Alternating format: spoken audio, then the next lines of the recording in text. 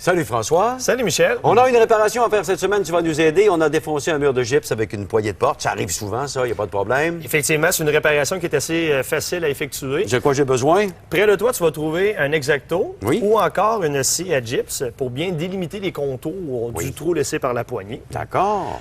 Ensuite de ça, vous allez avoir besoin d'une retaille de gypse. Oui. Sur laquelle vous allez pouvoir installer le ruban auto-adhésif. Très facile à poser. Ici, on a du composé à joint, séchage rapide, 90 minutes. Des vis à gypse, bien sûr, pour effectuer le travail. C'est bon. Une truelle pour appliquer le composé joint.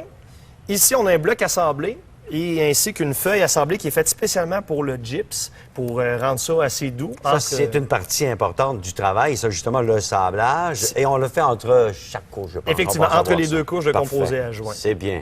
Ensuite, une fois que tout ça est sec, on va mettre une couche d'après au latex parfait. avant d'appliquer, bien sûr, 2 couches de peinture de finition avec le pinceau ici. Alors, c'est ce dont j'ai besoin pour faire la réparation. Oui. Maintenant, pour être sûr que ça se ne reproduise pas, tu as des choses à nous suggérer. Mieux vaut prévenir que guérir. Ici, j'ai un butoir qui peut être installé à terre, sur le plancher. J'ai un autre type de butoir qui peut être installé sur la porte elle-même ou encore, plus discrètement, je vais avoir ici un butoir qui va s'installer sur les pentures de la porte qui peut pivoter. Important en installer un en haut et un en bas. OK. Et fini les problèmes avec les portes qui ouvrent dans le mur de gypse. Et voilà. On s'en va réparer ça.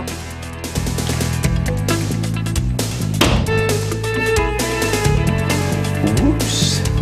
Alors, comme tu vois, Mario, il y a un de mes enfants qui a percé un trou en ouvrant la porte. Hein? Je suis pas sûr, Michel.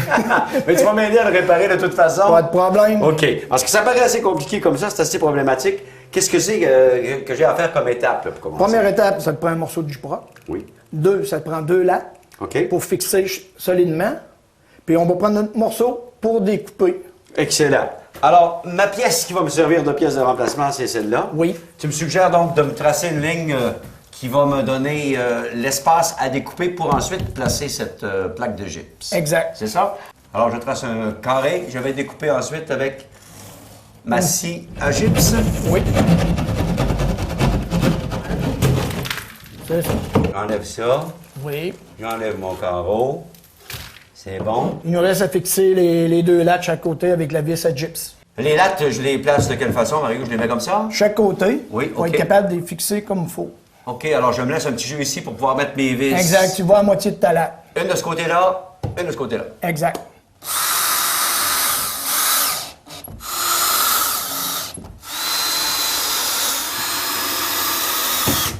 Bon, ben, ça me semble déjà solide. Le morceau qu'on a taillé sent bien dans son espace. Oui. C'est fameux. On visse. On visse, 3 vis chaque côté. Mario, on a vissé pas mal de vis. Hein? Oui, mais c'est solide. C'est Les joints important. ne craqueront pas. Bien.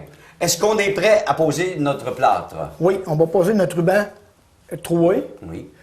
puis après on pose le plâtre. OK, le ruban troué. Donc, Oui. on l'a ici. Comment ça s'applique? C'est autocollant, ça? Exact, moitié-moitié. Parfait. Et je vais couper avec... La truelle. Avec l'aide de la truelle. Parfait.